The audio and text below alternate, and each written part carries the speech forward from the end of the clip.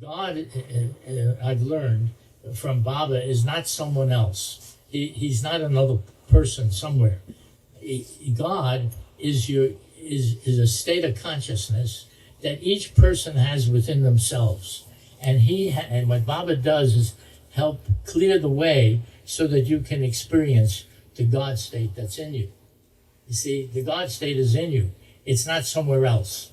So this has never been taught to me before. In none of the books I ever read, or yogas or whatever, people that were of the spiritual path would express, never said anything like that God is a state of consciousness in yourself that you have to experience. And if you experience it, then you will become one with God. That's how you become one with Him, by being it.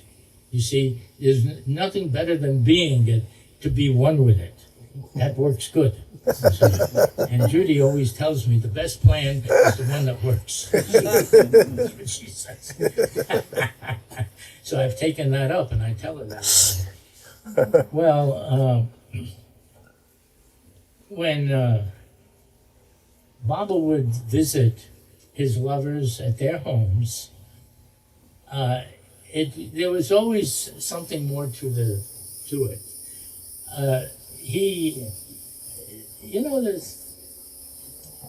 There's drama in the way Baba handled his life in this world.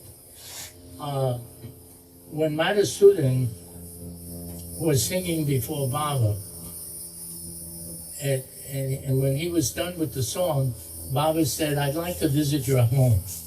I want to visit your house." So Madhusudan said, "Oh no, Baba, that's not a good idea. No, to come to my house, you would not want to do that. No, don't do that." So he's telling Baba this. So Baba said, "What's the matter? Why don't you want?" He said, "Because my place is so small, and you come with all these people, and it's like an elephant coming into the house, and there's no room for everybody. So to come to my house is just a small little apartment. Yeah, you'll never fit in there. So it's a bad idea. Don't go. Don't come. I'll come here. You don't go there." So Baba didn't say anything. He said, "All right. Now you can't outfox the fox." This is what I learned from this. You don't outfox the fox. So the fox says, in this case it's MeherBaba the fox, he says to one of his disciples afterwards, after Madhusudan left, he says, "Call his wife. Ask her what kind of celebration or event that they're going to have soon." So they call, and she says, "It's going to be Madhusudan's birthday soon. We're going to have a party for him, and we'll celebrate that." So then they tell Baba this. So then Baba said, "Oh, that's nice. Now you call the wife back again and say, I'm going to make a surprise visit." A surprise visit to the house for his birthday. So now, all of a sudden, it's on again, see?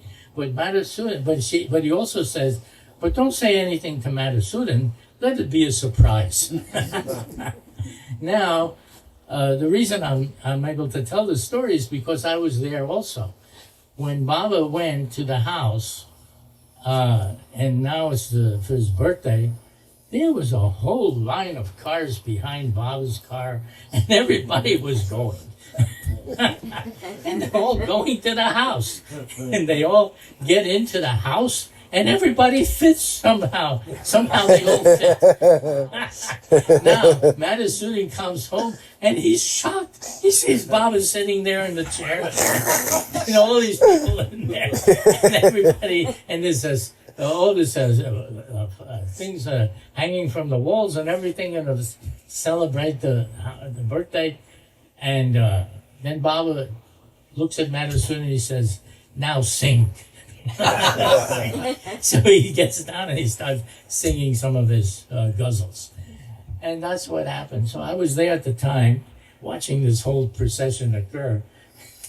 how you just don't outfox the fox. That's all there is to it. That's the bottom line that I learned from this, you see. You can't say no to someone who only knows yes. Well, if anybody has any questions, just feel free. This is supposed to be informal, but let me check and make sure. Is it informal? Absolutely. See, he says so, it's got to be so. So, all right, if you have a question, just go ahead and ask me. That's right. Everybody at once. All right.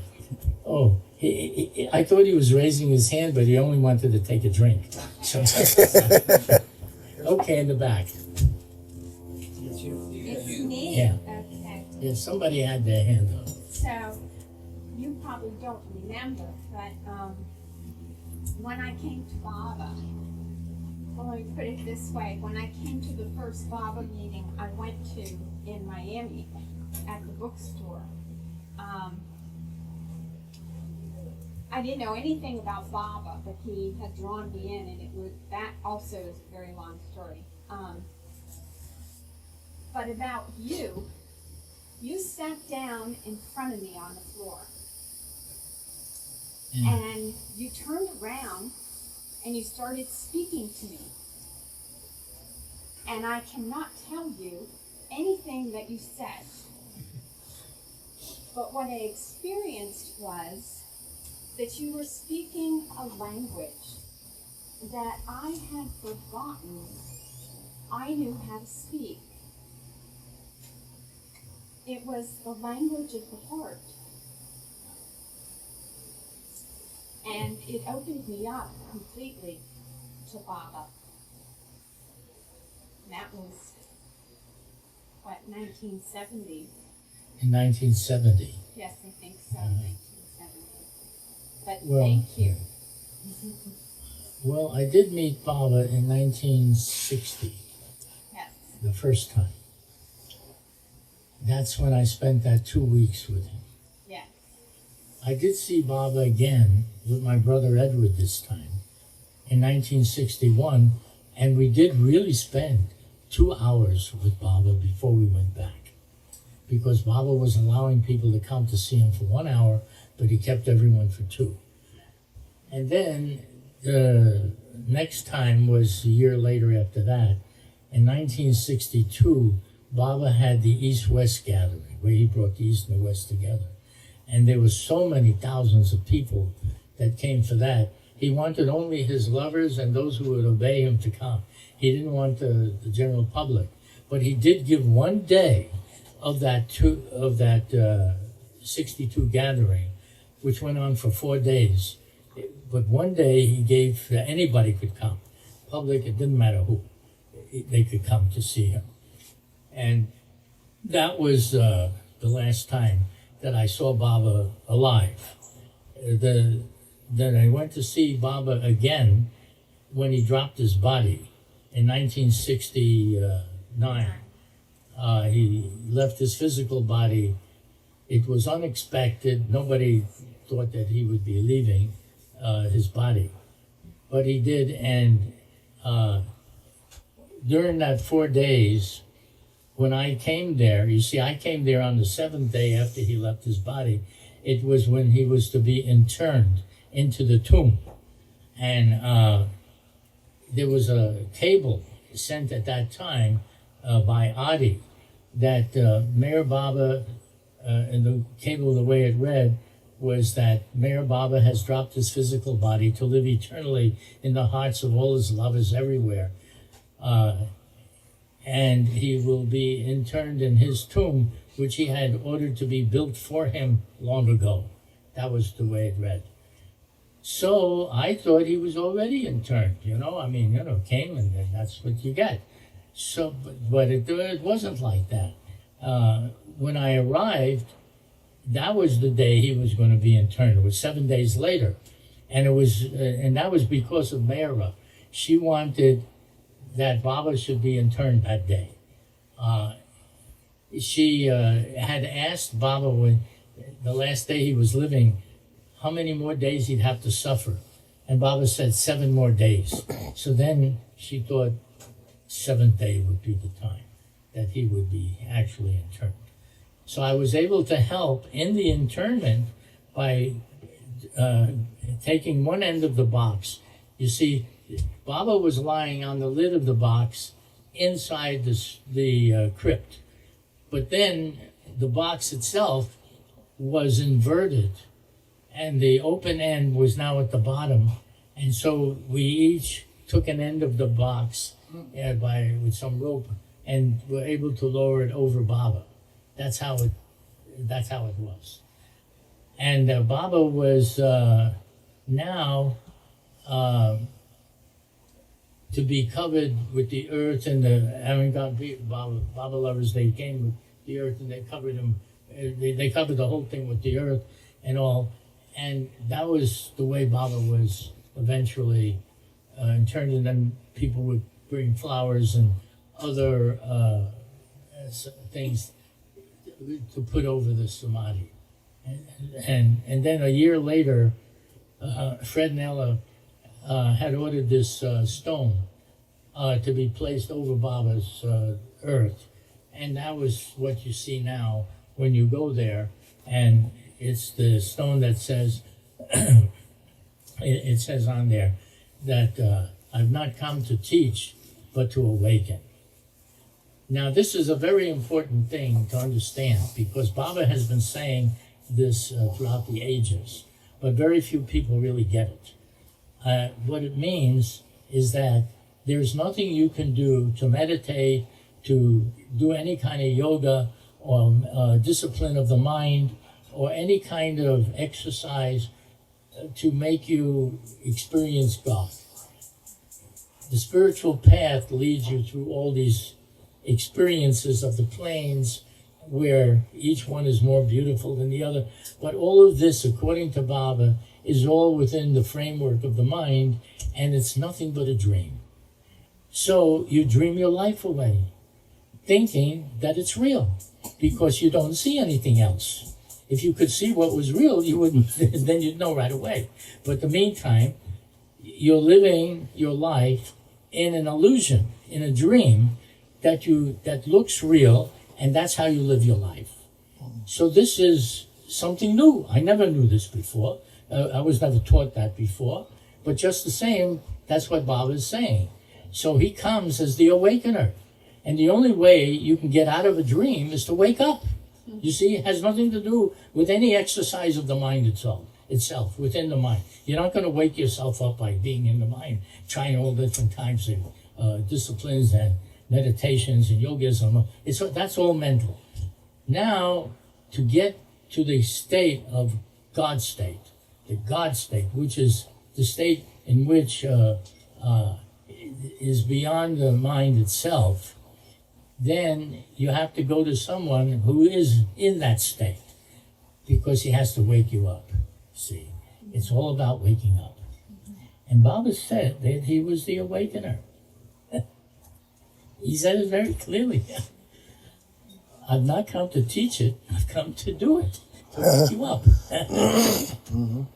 So that's why he would also point out that if he was one of us, he'd want to hang out with him, to hang out with the avatar, because he's the awakener. He's the only one that's going to make any difference.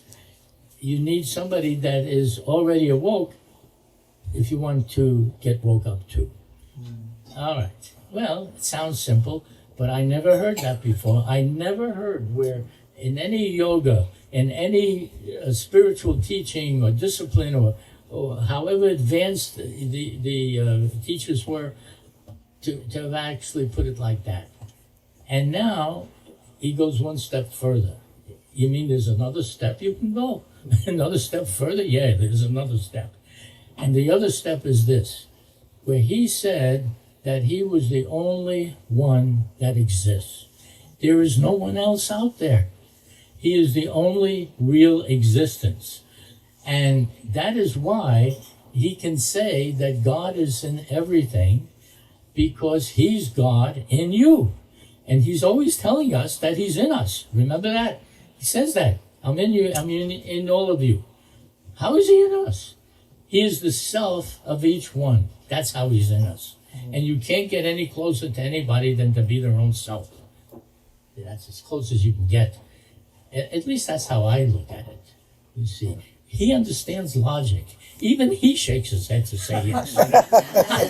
I love him. He's good at what he does. So when Baba said that it's all, you see, the universe, according to Baba, is nothing but a dream. It's an illusion. And in a dream, you become all powerful. If you're the dreamer, you're all powerful. You can do anything you want. You can make anything you please. You can fill it up with space with whatever you want. There's no end to what you can do. So you become all powerful. And he said that's what God is. He's all powerful. He's all knowing. If you're the one that is everybody and everything, you're going to know everything and everybody without having to think about it. Because you made it all yourself. You see? So you know it all. And that's how you become all powerful, because you can do anything when you know everything, when you know how to do everything. So one thing leads to the other, and it is the same. It's all one thing.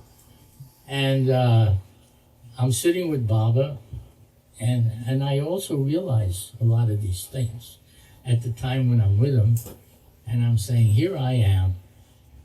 All I have is just some thoughts and feelings that I have, and that's all that I'm limited to. I don't experience anything more than that.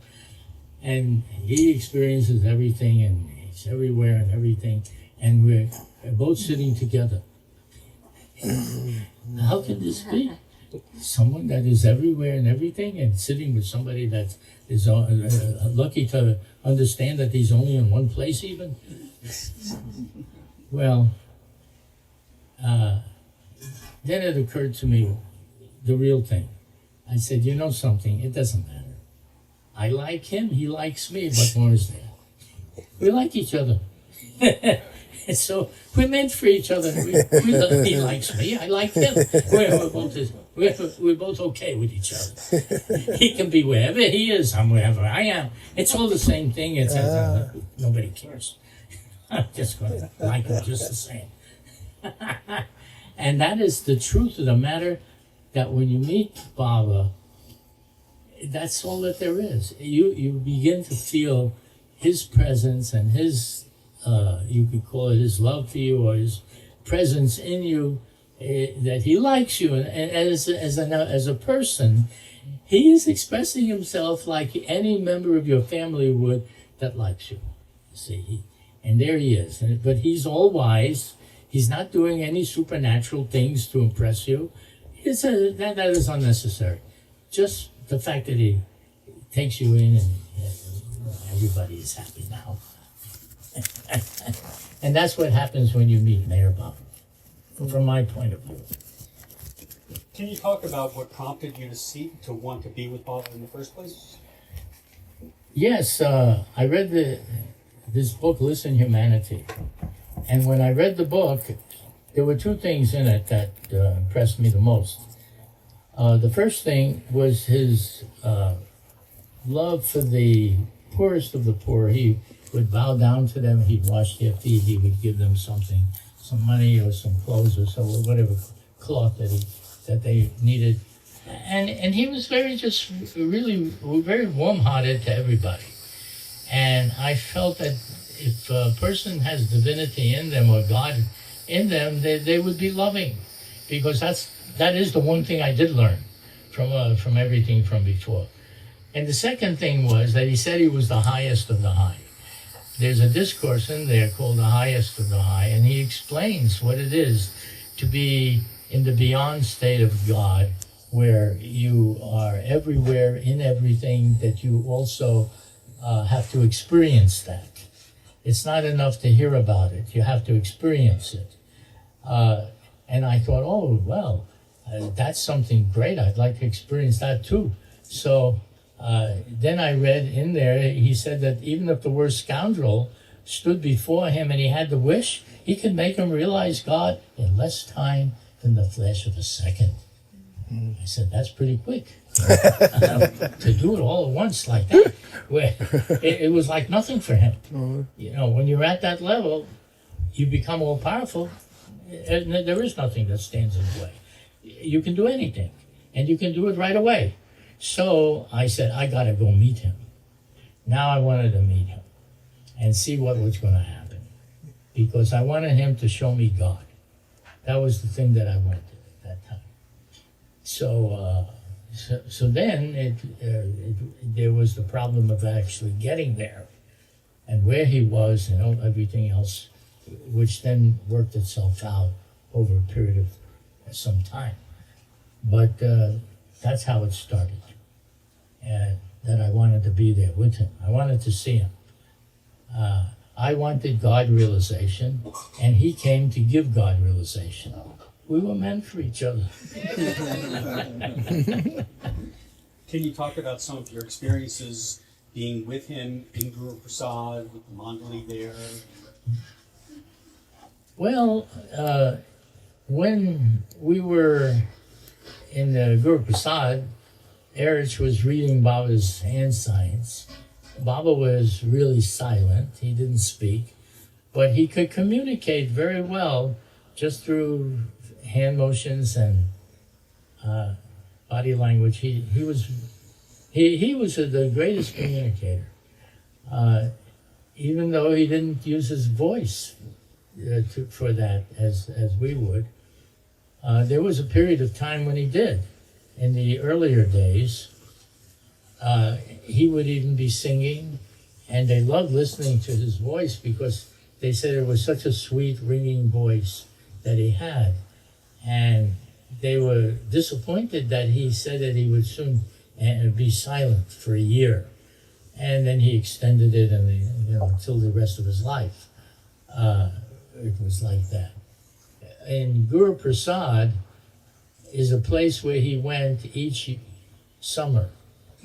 And it was mainly because the Mandali found it to be so hot in Meherabad during the summertime, the temperature was really soar, that they were looking to see if they could be in a cooler place, so they asked Baba about that, and then Baba had them come to Pune, which was cooler there. It was still hot, but it was not as hot. And people would come from the villages and from all over India and Pakistan, all the Easterners would come in great numbers to be with Baba. And you'd wonder, how is this possible? He's silent, he doesn't even say anything. Just by his, whatever they might read or hear, there was a certain atmosphere, a certain presence, I suppose, that you can call it that would just be magnetic and draw people to him. And not only then, but for all time.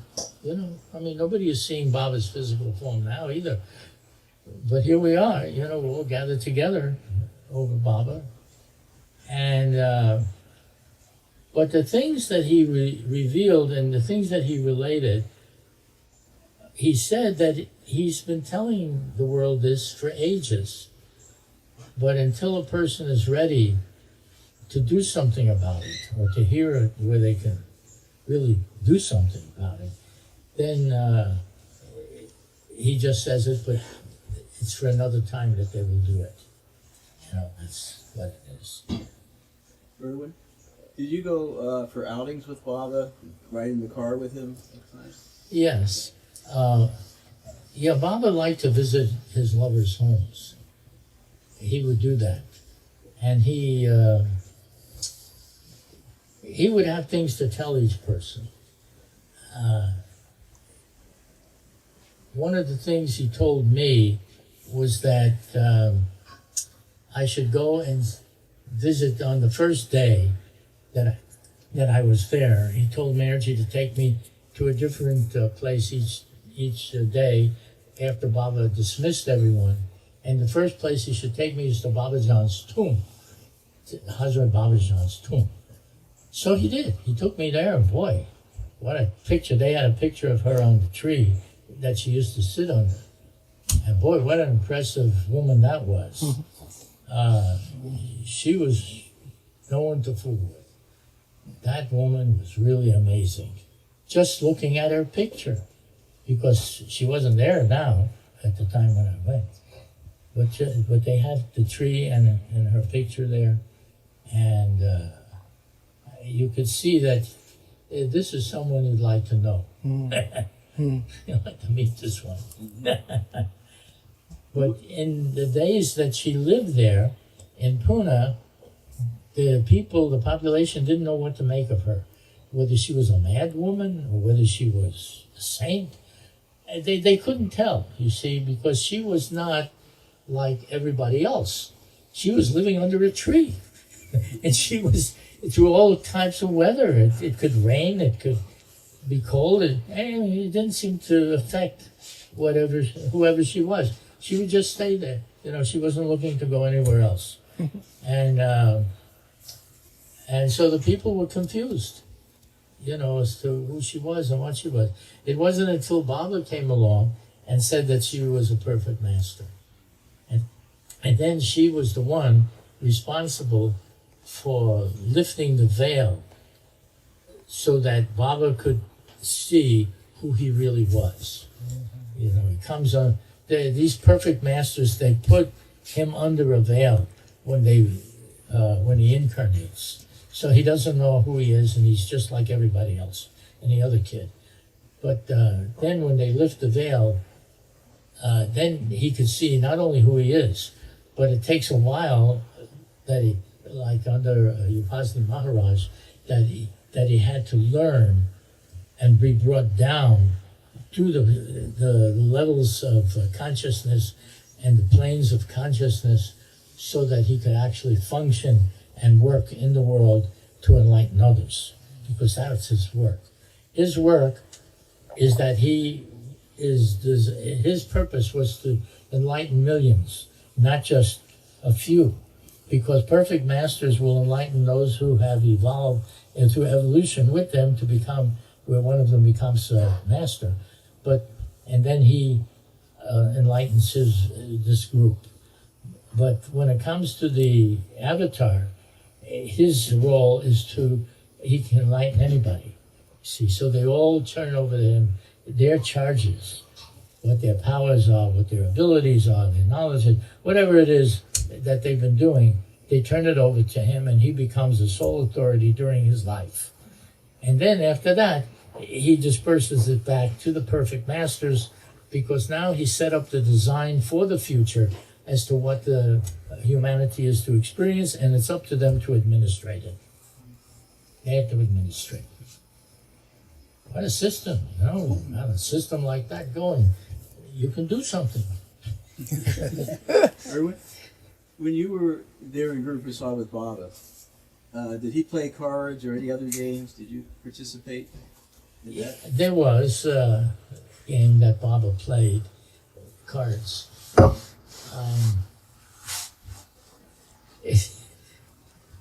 I'm pretty good at cards myself. But this was one game I'm still waiting to try and figure it out. What happened is that everybody in the room would be given one card down. And then, again, they go around and they give one card up. And then you're supposed to know whether you won or lost. And half of the people, every other person would win, and every other person would lose. Now, if you lost, you had to rub your nose on the carpet. That was what Baba said. You rub your nose on the carpet for the loser. And the winners, they didn't have to do that. But then, Baba later on said it's really the losers that won, because they're rubbing off their bindings, their impressions, and it's being done in front of me. They rub it all off. So, Baba turned it around like that. And Baba also had the habit that when he would be dealt his cards, he would ask somebody, well, what do you got? And he said, oh, he's got these cards were good. So then Baba said, here, switch cards. So Baba always won, you see. But he would cheat in front of everybody. He wasn't cheating behind your back. And it was fun. You know, it was all fun of the game. So that's the way he played cards. The Risk was the name of it. It was the name of the card game. Does anyone else have questions? A question? Danny? So, Irwin, I know you go to India, once a year now, it seems to me. I don't have a regular But schedule. I see you there every year, so it's... Yeah, and if you went more than once a year, you'd probably see me there also. But I don't have a regular schedule. I just go whenever Judy says to go. So you were there with Baba when he was in the body, and now you're there with Baba when you're there when he's not in the body. What's it like now compared to then? There is no difference, because when Baba would go, just to give you an example, if Baba went into the next room while I was there, I didn't see him. No, he's not there anymore. The way that Baba wanted us to understand him was through the mental world and through the heart, more so even through your feelings. When we say the heart, we're talking about our feelings. And then you try to experience him that way, because you see, his presence is always present, always there, but so is yours. You have your own presence. Everybody has their own presence to know that they exist. You have your presence. You don't know anyone else's presence. You just know your own presence, and you know that you're always the one to exist. So when that presence of yours begins to grow into being everywhere and everything, like what Baba's presence is, then you see that there's only one presence that exists. And that one presence is the presence of everybody also. Not just you, but because it's now expanded, your consciousness is now able to take in your presence everywhere. And that's how you come to know that God is present everywhere. By your own presence. That's the only presence you have that you can know. And Baba would just say that you need to experience him the way he is. When people would think about Baba, they would think, oh, well, Baba's there and I'm here. But Baba is telling us that his presence is in us and that we have to experience it. That's how you get to know anything, by what's in yourself, because the self is infinite, not limited like what we experience ourselves to be now, but it is unlimited. It's an unlimited self, and you have to experience all aspects and everything of your own self. When you see the full self, that's God. Then you have God, you see? So Baba is saying that God is in you. How is he going to say this thing? You know, he's talking our language, intellect, powers of reason. So through that, you grasp, you try to get a handle on it. But it still comes down to the same thing in the end. All these perfect masters are just experiencing the same one self. It's like 5 fingers on one hand. There's only one hand. But through the 5 fingers, each one plays its own role. You know, it seems like they're different, but they're not. They're all connected to the same thing. And Baba said that all the perfect masters experience the same God-realized state. There is no 2 God-realized states. It's all one state of consciousness. And they all can say, I am God. You see, Baba says, I am God. They can say, I am God. Because that's all they experience. They experience their own God, the God state, which is one state of consciousness for everybody. It doesn't change, you know. There's no change. Now, in the mind, there's multiplicity, there's duality, there's all the changes of everything, only in the mind. Mind does that.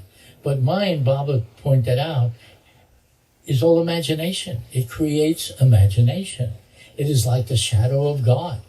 The shadow looks real, but it's not in anything. You're the only reality. You create the shadow.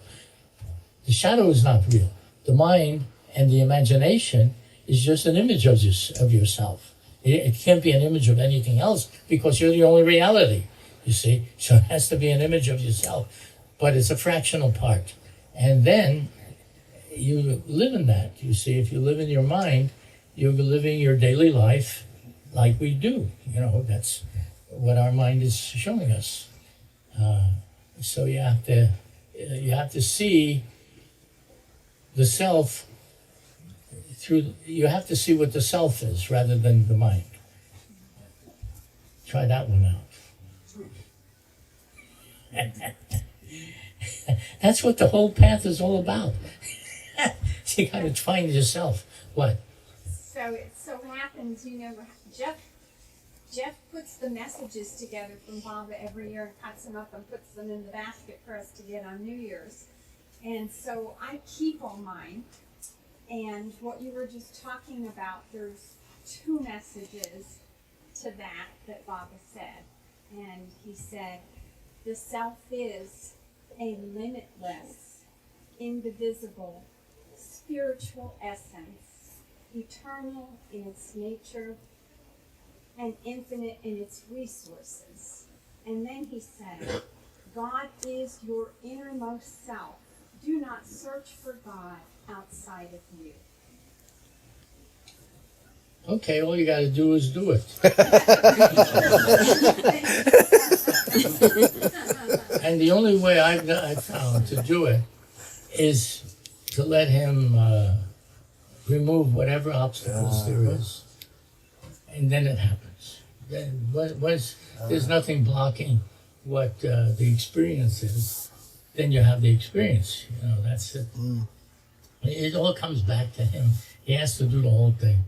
And all you got to do is just relax. And let him can you do what he does. Can you speak about some of the obstacles that he removed from you in the way you see it? Lust, greed, anger, fear, jealousy, all these here that we call sins, they're just nothing but imagination that blocks you. See, it's the things that you crave that is the blocks. He said that when you become desireless and you have no more cravings, then you can experience the real self, because there's nothing else that you desire to block it. You see, this is all words. We live in the world of words and sounds. To experience it requires his waking you up. To experience it, it's a whole nother matter. In the book God Speaks, the 10th chapter is only 1 paragraph. It's a half a page. 1 paragraph, a half a page. And in it, he just says that the goal of life is not to read about it or hear about it, but to experience it. And that is what you would call the bottom line.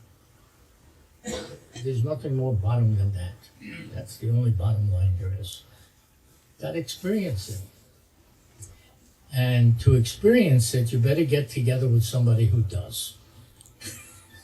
Because that's how you're going to get it. I don't know any other way. And Baba did tell us that was the shortest, most easiest path. It was just to be with him, just to hang out with him. If you want to experience God, hang out with the God man. Hang out with somebody who has that, not somebody who don't. So, Irwin, I know after Baba dropped the body, you and your brother went around the world and interviewed all these people who had met Baba. Yeah. I'm just curious if there's a couple of experiences that you had with that really stand out for you. Well, there is. Yeah. Can you? There's one woman in Pakistan, when we went there, who the son was telling us that Baba would visit the house. And Baba asked her Baba said to her that he was very pleased with her, and that she could ask him for anything that she wanted, he would grant it. Not bad. So, so then so then she began to speak. She was an elderly lady doing the dishes, you know, just her daily stuff that she does. And so she started to tell us that Baba asked her what she wanted, and she said, "I want to know how you run the universe." This matronly lady, motherly type, wants to know how you run the universe. She wasn't asking for any money or for a job or for the kids or for, you know, for family things or no.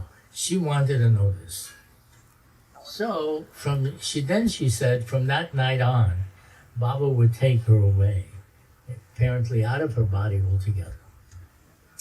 And he would begin to show her the different planes of consciousness, the different realms, and who runs what under him, and who were the agents, and who were the people that were responsible for the life form, for various life forms. And then also things of the past and the future. She would be brought back and forth like that to see things that had happened and what was going to happen. And all of this was going on for 2 years. She said this went on for 2 years. He would take her out every night and show her something else, you know, whatever it was. So I'm listening to this, you know, and Edward was there. And then at the end, then one day she said Baba came to the house again and visited in his physical form. And she said to Baba, "Baba, you've shown me everything except for one thing. There's one thing you didn't show me." So Baba said, "Tell me." She says, "You haven't shown me yourself." The real self. Well, that was the last time that he took her out to see anything. That was the last time that there was anything further, and that was all that there was. So I'm thinking of this is really something, you know, she has to see herself, and now he doesn't do anything further. Because now, in my mind at least, she asked for the real thing. He showed her everything that wasn't real. The whole dream of the whole cosmos, everything.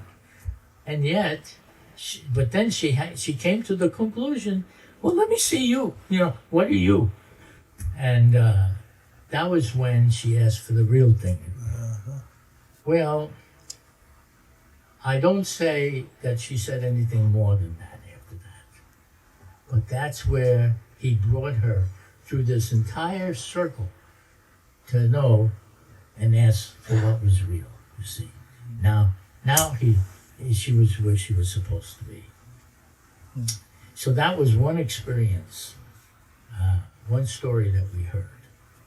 It was really quite extraordinary.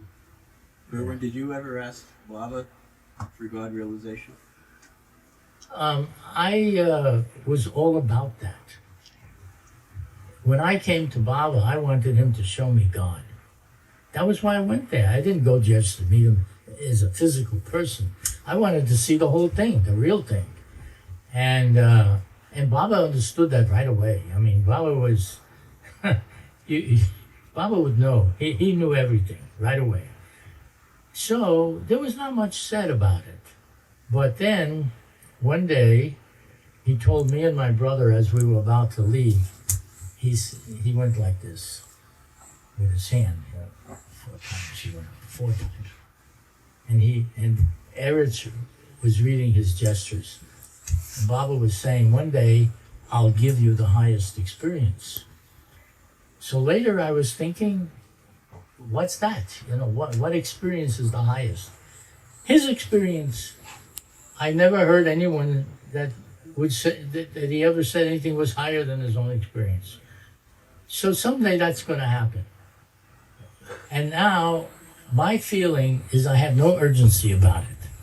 You know, I don't feel like, oh, I can't wait, you know. No, it's nothing like that. Now it's in his good time.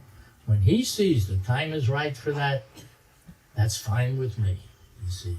I'm okay with that. Minu Karas, so this was another one, we interviewed him. And Minu Karas was also in Pakistan. We were staying with him in his home with his family. Everybody slept in the same room. So in his house, he was known. It was known that he was one of Baba's must hunters. He would go out and find these advanced souls and bring them to Baba, and Baba would describe what he should look for to make that kind of determination. So there was also a big gate-like wall around his house, and there was this one man that would always be sitting there. And Baba said, oh yeah, he's a six-plane saint. A six-plane saint sitting there in front of your house all the time. Well, leave it to Baba. So, okay. So anyhow, then he told us in the course of our interview, he said, all along, before he knew of Meher Baba, he was searching. And he would search, and he would do so many things, you know, meditations and pilgrimages and whatever things he was doing, all the different things he did. But he said when he met Meher Baba, he said, now my search is over. And he was able to completely relax. Now it was up to Baba, and Baba would handle it, you see. And Baba would accept that, you see. Baba accepted these things. And because he could do it, you see. For Baba, this is all nothing. You know, he's talking about, you're going to accept getting me out of a dream, out of illusion. Basically, if you want to qualify it, you can talk like that and qualify it that way. But because to Baba, all of this is just nothing. To us, it's something. We live our everyday life in it, we suffer in it, we enjoy in it, we have all of these experiences in it. We don't know anything else, so this is it. But to Baba, who knows the awake state, he said, when you wake up in the real sense, you will see that what I said is so. That's the way I put it. Not bad. You know, so you're on the right track. In other words, if this is what you want, you know, that's what I wanted. I didn't say it exactly like that in the beginning. I just said I want you to show me God. So whatever that would be, so then it said that way.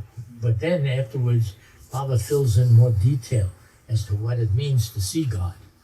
You know, so now you get a better picture, even through our intellect and powers of reason, because that's what we work with. We can understand it that way, you know. But I've never heard anyone put the whole scheme of everything together so completely and so vividly and so accurately, with such detail like Baba. Never, no one else has ever, that I ever read or heard about that did that. What there were other people, maybe there were others, I don't know anything about them. And I was pretty well read, you know, I could read a lot of things, hear a lot of things.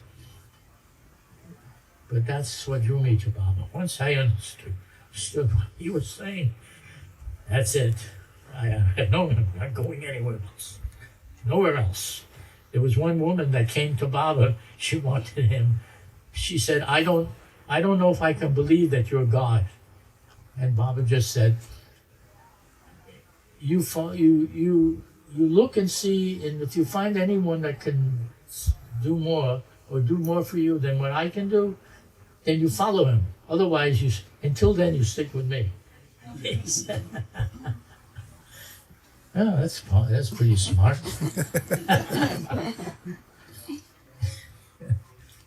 I have a specific question about people you met. So you met Dr. Burleson. Can you say what that was like and maybe explain to folks who Dr. Burleson was? Well, Dr. Burleson was the doctor that took care of Baba when they had this automobile crash in Prague, Oklahoma, when Baba was here. They call it the accident. But Baba never spoke of it as an accident. This was something that was to be done. The only thing he ever said that I read was that America demanded his blood. And blood they did get on the ground when that crash occurred. It was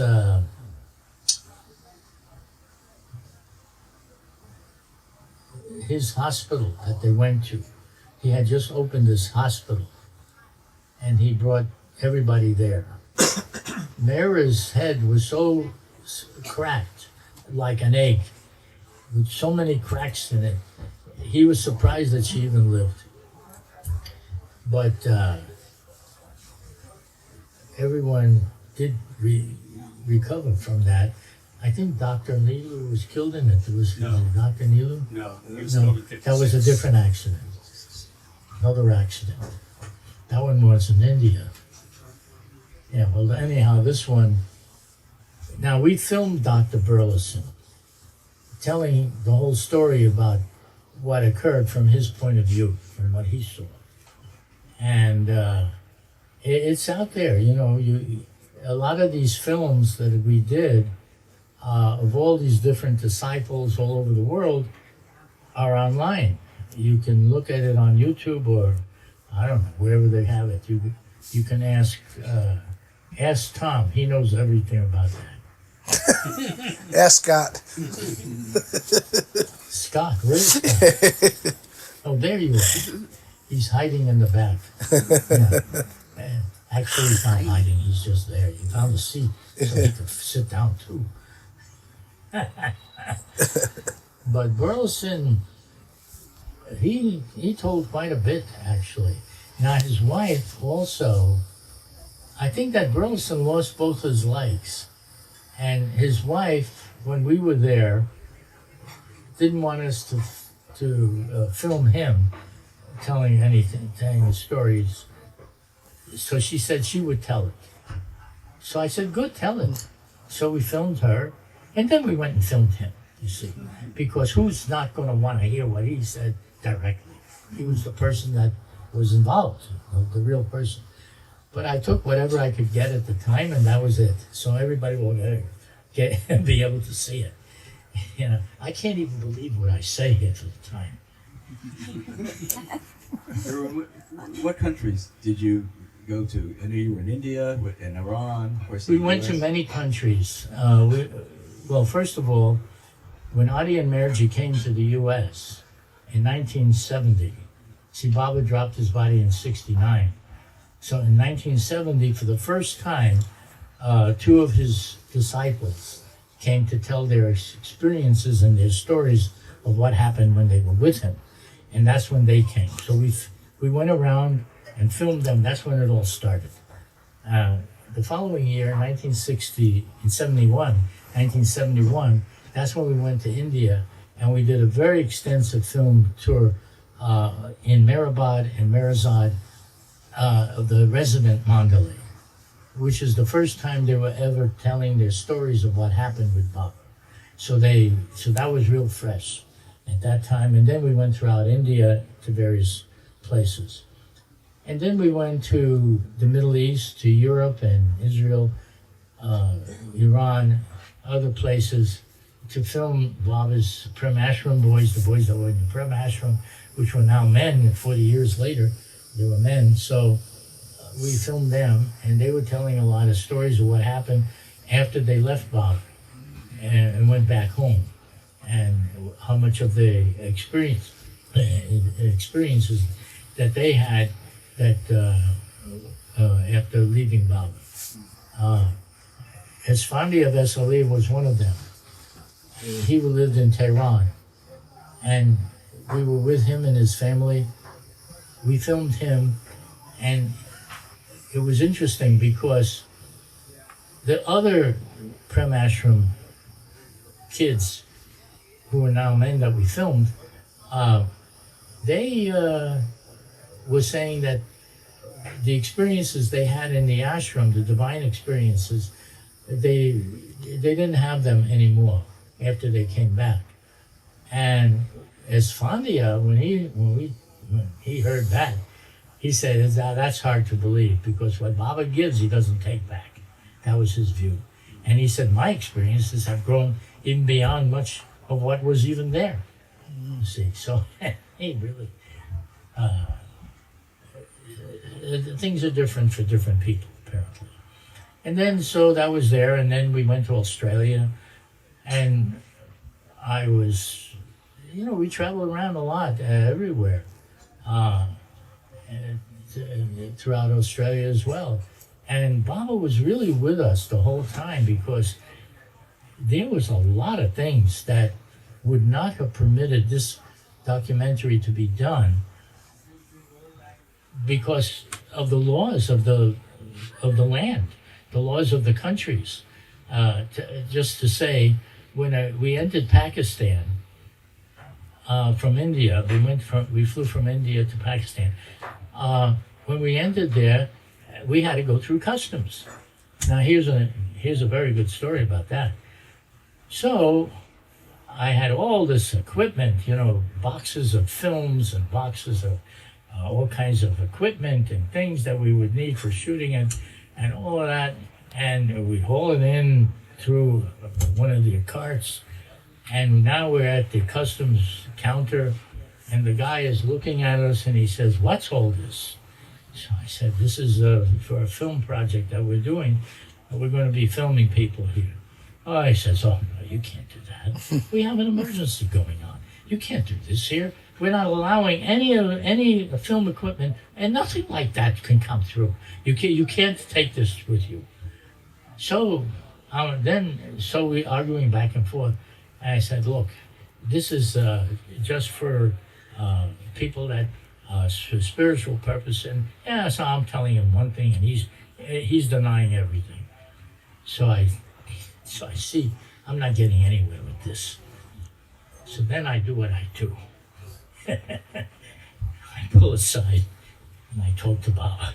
I said, "Baba, you want us to go in here? You're going to have to do something and provide a miracle right now, because there's no more time." So just then, this man comes over, and he looks like Mr. Authority. Mr. Authority is walking in, and he's looking around like this here. "What's going on here? What's happening? What's the matter? Well, why are you standing there?" And this is the way he's talking. So he says. So then he turns to the agent and he says, "What's happening here?" He says, "Well, look, they're trying to bring all this equipment, but don't allow it in, and I'm trying to tell him that he can't come in, with all that." So then this guy, he turns to me. He says, "What are you doing with all this?" So I tell him, "We're going to film some people here for Meher Baba's spiritual. It's a spiritual thing that we want to get their stories." So he says, "I don't see anything wrong with that." He said, "Let them throw it."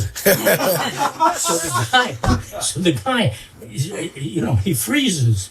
He says, "What? We're supposed to do this here." This guy looks at me. He says, "Are you arguing with me? Are you telling me something?" So this guy, no, everything is fine. Then he says, "Okay, you go now. So we went through, and then this man, he just turns around and goes away. "You want a miracle? There you got one." So we go through, and meantime, Minu Kuras is standing out there looking at this whole scene of what's occurring. And we come out, and he says, "I can't believe that. They don't allow it." And we just went through it like that. How did that happen? I said, "Well, there's ways that they're doing things." Whatever I said. So that was what happened then. All right. Are we finished for tonight? Yeah, I Is it? think it's just about tea time. So, or tea time has started. So, Irwin, thank you so much. You're welcome.